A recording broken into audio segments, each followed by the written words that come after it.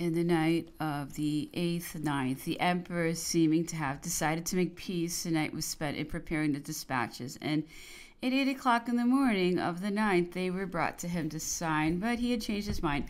At 7 o'clock he had received news of the Russian and Prussian armies. When the Duc de Bassano entered with the dispatches in his hand, the emperor was lying on his maps and planting his pins. "Ah, it is you," he said to the minister. "There's no more question of that. See here, I would have threshed Blucher. He has taken the Montmirail road. I am going to start. I shall fight him tomorrow and the day after tomorrow. The face of affairs is about to change. We shall see. We won't precipitate anything. There will always be time enough to conclude such a peace as they propose to us." An hour later, we were on the Cézanne road. Then there were several days in succession during which the heroic efforts of the emperor and his brave soldiers were crowned with the most brilliant success. Hardly had they arrived at Champ-Aubert when the army, finding itself in the presence of the Russian army corps, with which it had already combated at Brienne, fell upon it without waiting to repose, separated it from the Prussian army, and made prisoners of the general-in-chief and several general officers. His Majesty, whose behavior towards his vanquished foes was always honorable and generous, had them dine at his table and treated them with the greatest courtesy.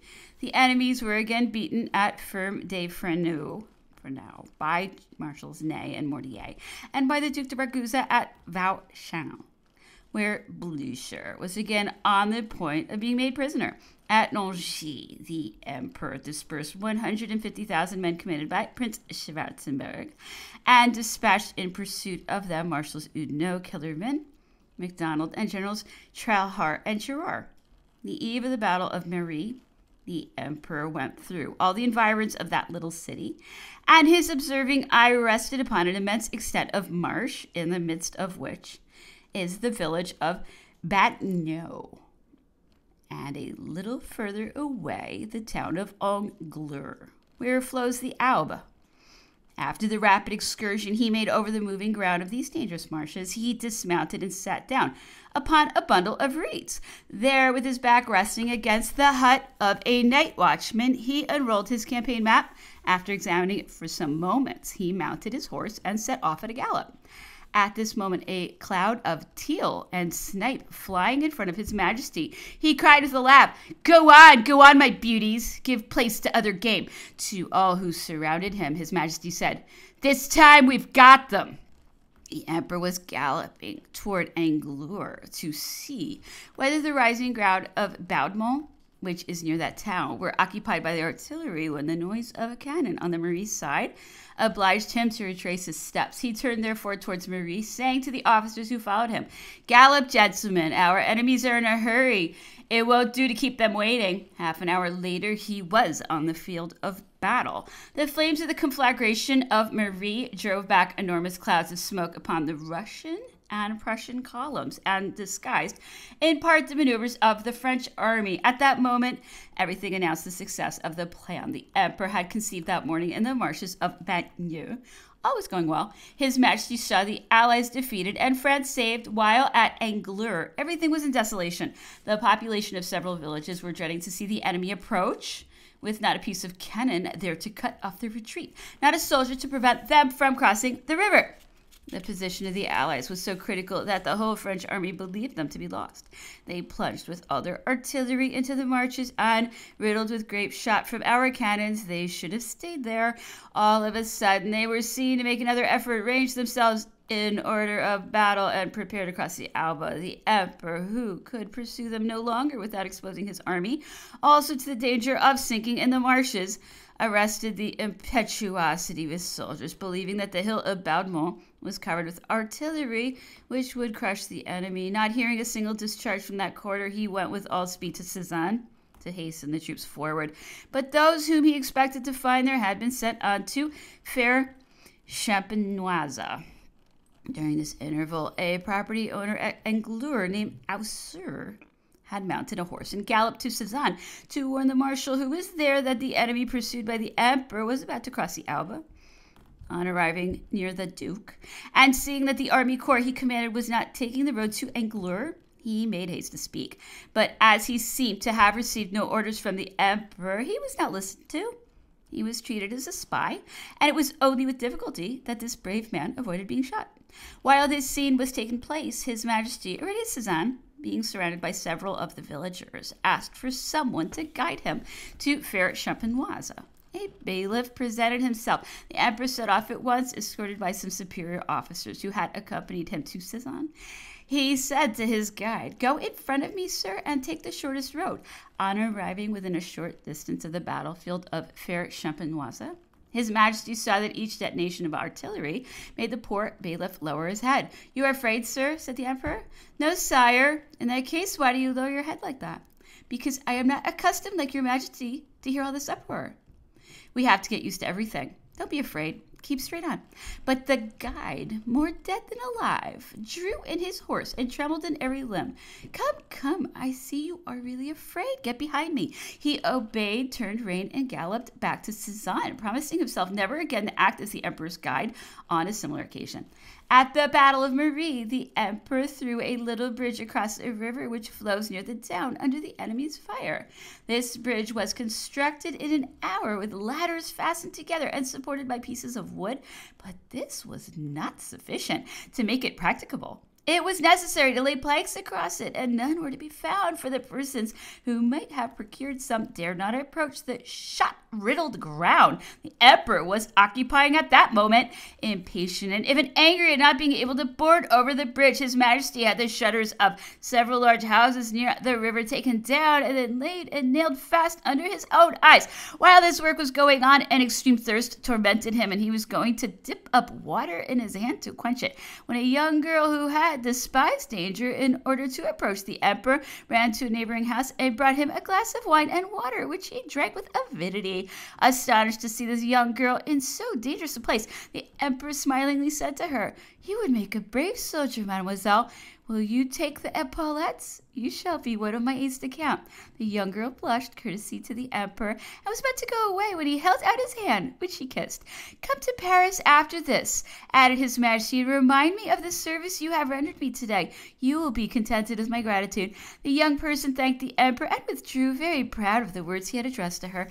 On the day the Battle of Nangis was fought, an Austrian officer came in the evening to headquarters and had a long secret interview with His Majesty.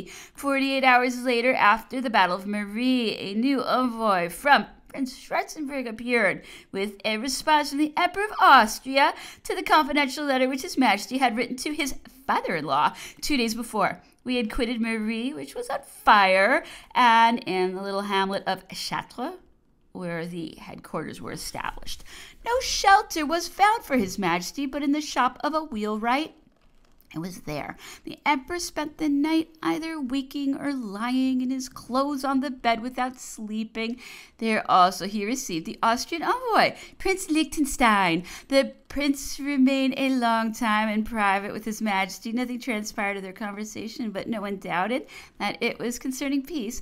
After his departure, the emperor displayed an extraordinary gaiety, which communicated itself to all around him. Our army had made thousands of prisoners from the enemy. Paris had just received the Russian and Prussian flags taken at Nangis and Montereau. The emperor had seen flying before him the foreign sovereigns who were for some time in dread lest they should not regain the frontier. Such success had restored all His Majesty's confidence in his fortune, but this confidence was unhappily but a dangerous illusion.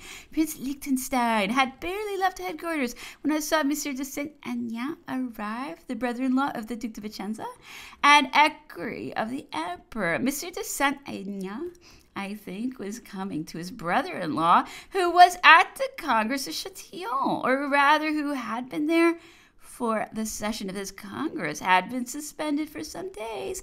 It seems that before leaving Paris, Monsieur de Saint-Aignan had an interview with the Duc de Rovigo and another minister, and that they had entrusted him with a verbal message to the emperor.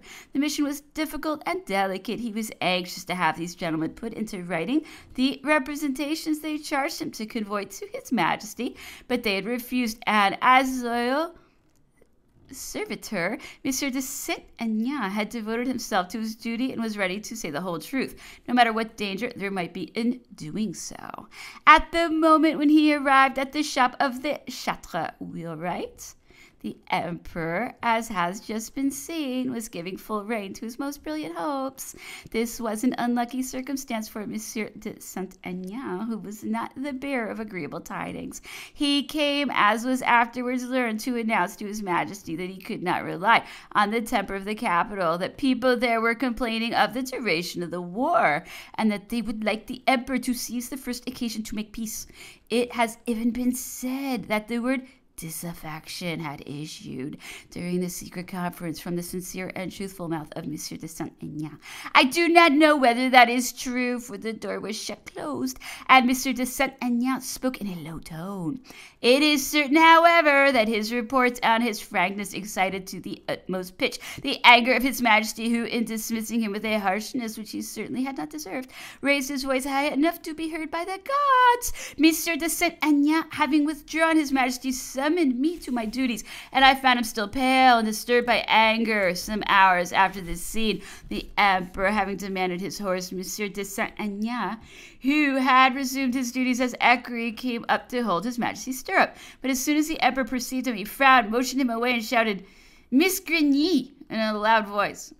He was calling Baron de Misgrigny his other equerry. In conformity with the emperor's wishes, Monsieur de Misgrigny took the service of Monsieur de Saint-Aignan, who went to the rear of the army to wait until the storm should pass. Within a few days, his disgrace ended, and all who knew him were rejoiced. Baron de Saint-Aignan was looked by everyone for his amiability and loyalty. From Chartres to the emperor marched on Troy. The enemies were occupying the city and seemed at first inclined to defend it, but they soon surrendered and left it after capitulation. During this short time the allies had been at Troy, the royalists had publicly displayed their hatred against the emperor and their devotion to the foreign powers, who said they were coming merely to replace the Bourbons on their throne. They had even been so imprudent as to raise the white flag and wear the white cockade. The foreign troops had protected them, although they were exacting and severe to those of the inhabitants, who held a directly contrary opinion. Unluckily for the royalists, they were in a very slender minority, and the favor with which they were regarded by the Prussians and Russians made the population, crushed by the latter, hate the protected as much as the protectors. Already before the emperor entered Troy, royalist proclamations addressed to the officers of his household or of the army had fallen into his hands. He had shown no sign of anger, but he had pledged those who had received or were receiving documents of this kind to destroy them and say not a word to anyone. On arriving at Troy, his majesty issued a decree inflicting a penalty of death on Frenchmen in the service of the enemies and on those who had worn the signs and decorations of the former dynasty. An unfortunate emigre brought before a council of war was convicted of having worn the cross of St. Louis and the white cockade during the sojourn of the allies at Troy, and of having given the foreign generals all the information that he could. The council sentenced him to death, for the facts were positive, and the law not less so, a victim of his premature devotion to a cause which was then far from appearing national. Above all, in the departments occupied by the foreign armies, the Chevalier Gonol was, in fact, executed. Chapter 18. After the brilliant advantages gained by the emperor within so short a space of time, and with forces so extraordinarily inferior to the masses of the enemy, his majesty, feeling the necessity of allowing his troops for a few days' rest at Troy, had entered into arrangements for an armistice with Prince Schwarzenberg. Under the circumstances, the emperor was informed that General Blücher, who had been wounded at Mery, was descending both banks of the Marne at the head of an army of fresh troops estimated at not less than 100,000 men, and marching towards Meaux. Prince Schwarzenberg, on his side, having been told of this movement of Blücher, cut the negotiations short and immediately resumed the offensive at Bar-sur-Seine. The emperor, whose genius comprehended within a single glass all the marches, all the operations of the enemy, but who could not be everywhere at once, resolved to go and fight Blücher in person, and yet by means of a stratagem to make it believed that he was confronting Schwarzenberg. Two army corps, therefore, one commanded by Marshal Oudinot and the other by Marshal MacDonald, were sent to meet the Austrians. As soon as the troops were within range of the hostile camp, they made the air ring with those shouts of confidence and joy, which usually announced the presence of the Emperor. Meantime, we were hurrying to meet Blucher with all possible speed. We came to a halt at the little village of Herbissa, where we went to spend the night in a presbytery. The curé, on seeing the emperor arrive at his house with his marshals, aides de camp, orderly officers, the service of honor, and other attendants, was for a moment almost dazed. His Majesty, as he dismounted, said to him, "Monsieur le curé, we have come to ask your hospitality for one night. Don't let this visit alarm you. We will make ourselves very small so as not to crowd you." The emperor, conducted by the good curé, who was perspiring with mingled eagerness and embarrassment, established himself in the only apartment which served our host as kitchen, dining room, bedchamber, study, and parlor. In an instant, His Majesty was surrounded by his maps and papers and had to work as comfortably as in his cabinet at the Tuileries. But the members of his suite needed a little more time to install themselves. It was not an easy matter for so many people to find room in a bakehouse, which, with the chamber occupied by His Majesty, comprised all that there was of the presbytery of Herbisse. But these gentlemen, although there was more than one dignitary and prince of the empire among them, were accommodating and quite inclined to make the best of matters. It was a remarkable thing and very indicative of French character to see the good humor of these brave warriors in spite of the daily combats they had to sustain and of events which at every instant took a more alarming turn. The younger officers formed a circle around the niece of the curé, who sang them with some provincial hymns. The good curé, amidst this continual goings and comings and the pains he was taking to play worthily his part as host, was attacked on his own ground, that is to say, on his breviary by Marshal Lefebvre, who had made some studies for the priesthood in his youth and who said he had retained nothing from his first vocation but the coiffure, because it was the soonest combed. The worthy marshal interlarded his Latin quotations with military expressions, of which he was by no means sparing, and he made all present roar with laughter, including the curé, who said to him, "Monseigneur, if you had continued your studies for the priesthood, you would have become a cardinal at least." "Why not?" observed one of the officers. "If the Abbé Maury had been a sergeant major in '89, he might possibly be a marshal of France today, or else dead," added the Duc de Danzig, but employing a much more energetic word. "And so much the better for him. He would not see the Cossacks within 20 leagues of Paris." "Oh, bah, Monseigneur," returned the same officer. "We shall chase them back." "Yes," muttered the marshal between his teeth. "We shall see if they come."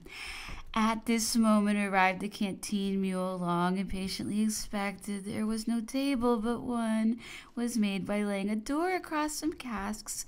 Seats were improvised with boards. The principal officer sat down. The officers ate standing. The curé took his place at the military table, on which he had himself set the best bottles from his cellar, and his good-natured simplicity continued to enliven the guests. The conversation happened to turn on the situation of Herbisse and the neighborhood. The curé could not recover from his astonishment on finding that his guests knew the region, even in the least details. "Ah," said he, looking at them, one after another, "so you are all Champagne men?" To put an end to his surprise, these gentlemen drew plans from their pockets in which they showed him the names of the small localities.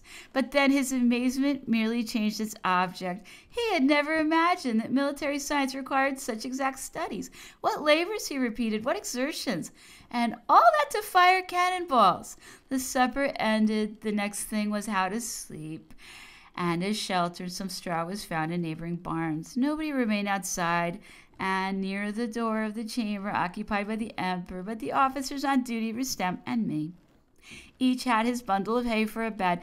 Our worthy host, having relinquished his own bed to His Majesty, stayed with us and rested as we did from his fatigues of the day. He was yet in his first sleep when the headquarters left the presbytery. For the emperor rose and departed before daybreak. The curé, on awakening, manifested much chagrin at not having been able to bid his majesty adieu. He was handed a purse containing the sum which the emperor, when he stopped at the houses of private persons not greatly favored by fortune, was accustomed to leave behind him as an indemnity for their expenses and trouble, and we resumed our march after the emperor, who was hastening to meet the Prussians. The emperor wished to arrive at Soissons before the Allies, but although they had to traverse difficult roads, they were in advance of our troops, and on entering Ferté, the emperor saw them retire upon Soissons. He was delighted to see it. Soissons was defended by a good garrison, and might delay the enemy, while Marshals Marmont and Mornier and His Majesty in person attacking Blucher on the rear, and the two flags would shut them up in a trap. But again the enemy escaped the combinations of the emperor just when he expected to seize him. Hardly had Blucher presented himself before Soissons when the gates were opened to him. General Moreau, commandant of the place, had already delivered the city to Bulow, and thus assured to the Allies the passage of the Aisne. On receiving this discouraging news, the emperor exclaimed, "The name of Moreau has always been fatal to me." Continuing, nevertheless, his pursuit of the Prussians, His Majesty occupied himself with preventing the passage of the Aisne.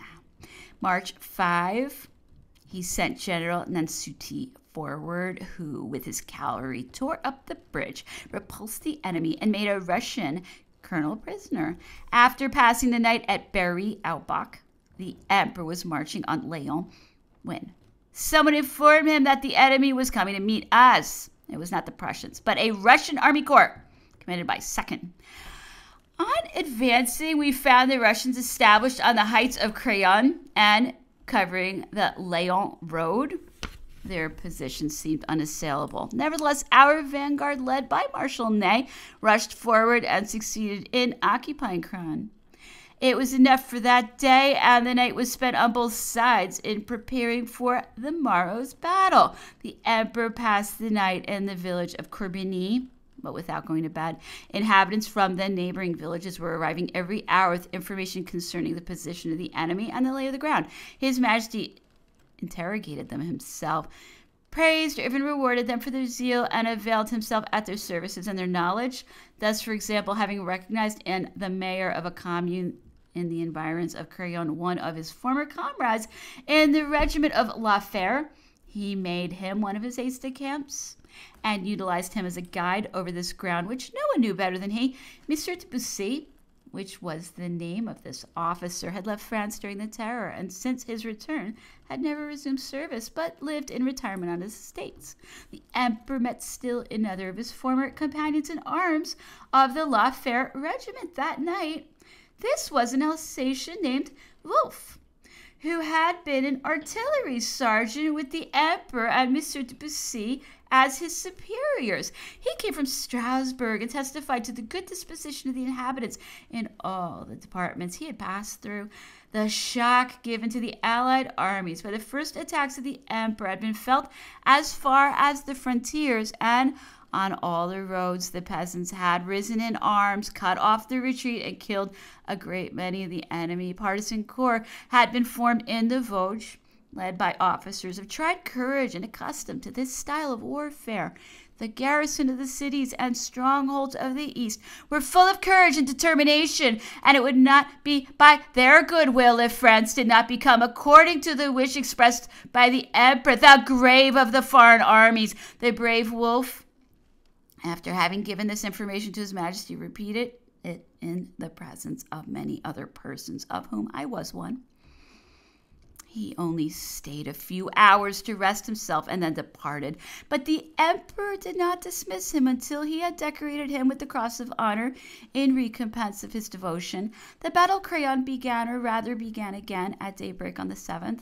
The infantry was commanded by Prince de la Moscova and the Duc de Bellune, who was wounded on that day. Generals Grouchy and Nansouty, the first commanding the army cavalry, and the second, the cavalry, the guard, also received serious wounds. The difficulty was to hold the heights, not to ascend them. Nevertheless, the French artillery directed by the modest and skillful General Drouot, forced that of the enemy to cede the ground little by little, but it was a horribly bloody struggle. The two sides of this hill were too craggy to admit of the Russians being attacked in the flank, so that their retreat was slow and murderous.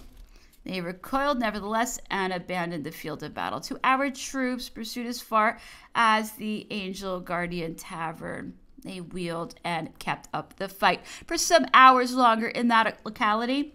The emperor, who in this battle, as in all others of the campaign, had fought bravely and incurred as many dangers as the most exposed soldier, transferred his imperial quarters to the hamlet of Bray.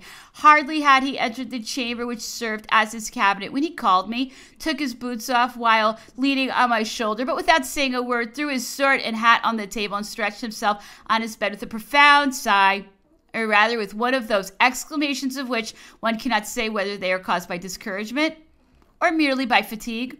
His Majesty's countenance was sorrowful and anxious. Nevertheless, he slept the sleep of lassitude for several hours. I awakened him to announce the arrival of Monsieur de Rumigny, who brought dispatches from Châtillon. In the existing disposition of the emperor's mind, he seemed ready to accept all reasonable conditions which should be offered to him. All reasonable conditions. Hence, I avow that I had hopes, and many another beside me, that at last we were on the point of obtaining the peace so ardently desired. The emperor received Monsieur de Rumigny without witnesses, and the tete-a-tete lasted a long while. Nothing transpired of what was said, and it would seem to me that nothing good was to be inferred from this mystery. Very early the next morning, Monsieur de Rumigny set off again for Châtillon, where the Duc de Vicenza was waiting him, and from some words spoken by His Majesty, as he was mounting his horse to go out to the outposts, it was easy to see that he had not yet been able to resign himself to the idea of making peace, which he regarded as dishonor. While the Duc de Vicenza was at Châtillon or Lusigny to treat of peace, the emperor's orders required him to delay or to press the conclusion of the treaty according to his successes or his disadvantages. At every gleam of hope, he demanded more than they were willing to grant, and in this he imitated the example given him by the sovereign allies, whose requirements ever since the armistice of Dresden had gone on increasing as they came nearer France. When at last all was broken off, the Duc de Vicenza rejoined His Majesty at Saint-Dizier. I was in a little salon so close to the sleeping chamber that I could not avoid overhearing their conversation, as the Duc de Vicenza was continually returning to the charge and combating the emperor's aversion to a positive decision. His Majesty exclaimed with great vehemence, "You are a Russian, Caulaincourt!" "No, sire," the Duke responded quickly. "No, I am a Frenchman. I think I prove it by urging your Majesty to make peace." The discussion was kept up with warmth in terms which, unfortunately, I cannot recall. What I know well is that every time that the Duc de Vicenza insisted and tried to make His Majesty appreciate the reasons which to him seemed to make peace indispensable, the Emperor replied, "If I gain a battle, as I am sure to do, I shall be master and can exact better conditions. The tomb of the Russians is marked out under the walls of Paris. My measures are all taken, and victory cannot fail me." After this interview, which lasted more than an hour, in which the Duc de Vicenza could obtain nothing, I saw him leave the chamber of His Majesty. He rapidly crossed the salon in which I was.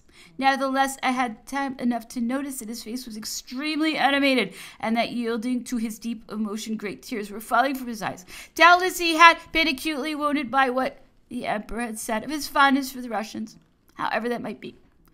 I never saw the Duc de Vicenza again until at Fontainebleau. Meanwhile, the Emperor marched with the vanguard and wished to reach Lyon by the evening of the 8th, but to gain that city it was necessary to pass over marshy grounds by means of a narrow embankment. The enemy held this road and opposed our passage. After several discharges of cannon had been exchanged, the Emperor put off until the next day the attack to force the passage, and came back, not to go to bed, for at this critical time he seldom went to bed, but to pass the night in the hamlet of Chavignon. In the middle of that night, General Flahaut came to announce to the Emperor that the commissioners of Allied powers had just broken off the conference at Lusigny. The army was not informed of this, although the news would probably have surprised nobody. Before day, General Gourgaud set off at the head of a troop picked from among the bravest soldiers of the army and followed a crossroad to the left in the middle of the marshes, fell unexpectedly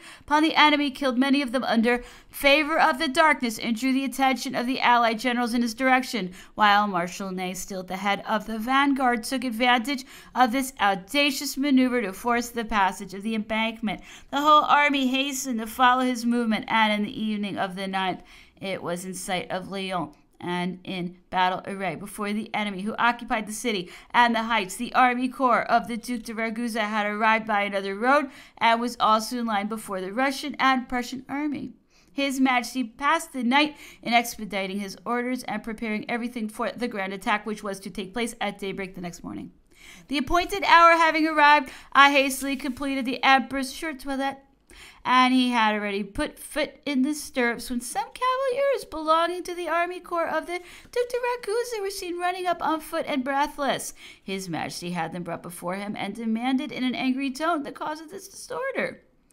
They said that their bivouacs had been unexpectedly attacked by the enemy, that they and their comrades had offered every possible resistance to overwhelming forces, although they had barely time enough to seize their weapons, but that they had at last been obliged to give way to numbers, and that it was only by a miracle that they had escaped the massacre. Yes, replied the Emperor, contracting his eyebrows.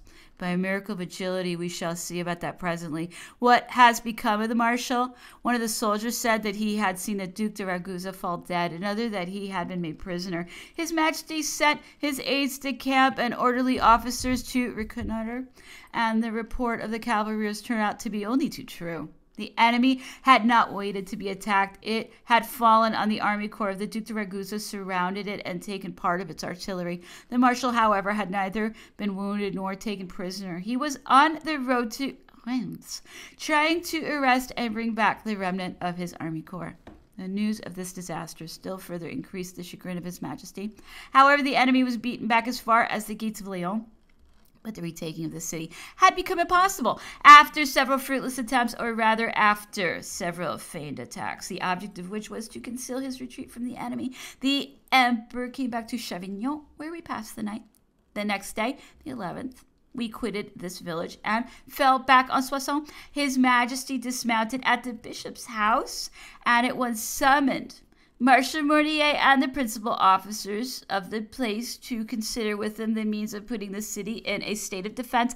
For 2 days the Emperor shut himself up to work in his cabinet, never leaving it but to go and examine the ground, visit the fortifications, give his orders everywhere, and superintend their execution.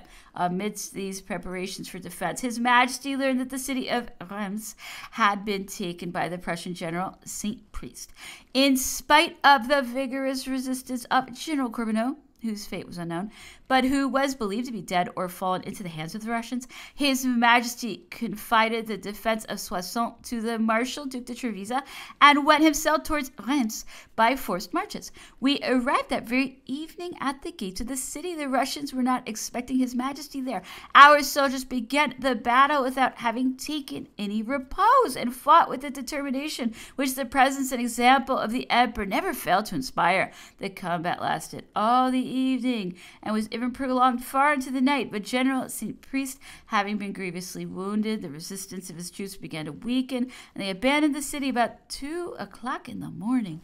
The Emperor and his army entered by one gate, while the Russians were departing by another. The inhabitants crowded around His Majesty, who, before descending from the horse, inquired what damage the enemy was supposed to have inflicted. He was told that the city had suffered no damage except what must inevitably result from a sanguinary nocturnal fight, and that for the rest. The hostile general had maintained rigorous discipline among his troops during their stay and up till the moment of his retreat. Among the persons surrounding His Majesty at this time was the brave General Corbineau, He was in citizen's dress and had remained concealed and in disguise in a private house of that city. The next morning he again presented himself before his Majesty, who received him very well and complimented him on the courage he had displayed in circumstances so difficult.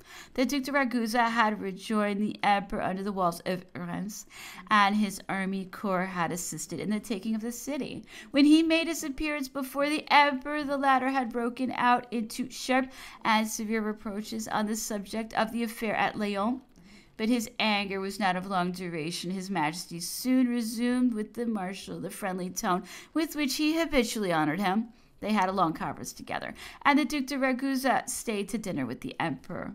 His Majesty spent 3 days at Reims in order to give his troops time to rest and recruit themselves before continuing this rude campaign. They needed it, for old soldiers would have found it hard work to endure continual forced marches that always ended in sanguinary battle. And yet the majority of the heroes who obeyed the orders of the emperor with such indefatigable ardor were conscripts levied in all haste and sent to fight against troops inured to war and the best disciplined in Europe.